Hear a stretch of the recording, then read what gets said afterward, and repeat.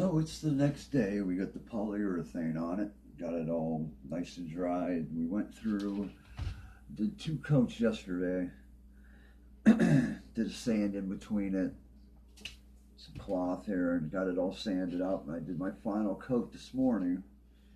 And it looks pretty good. And if you might be interested in one of these, I'm selling them for $20, $15 if you're nice to me.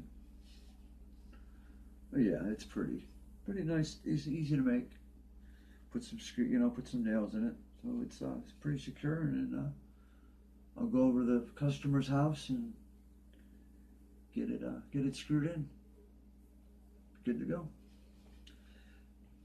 Thanks again for hanging out with me, and I'll see you next time on Christopher's Woodworking.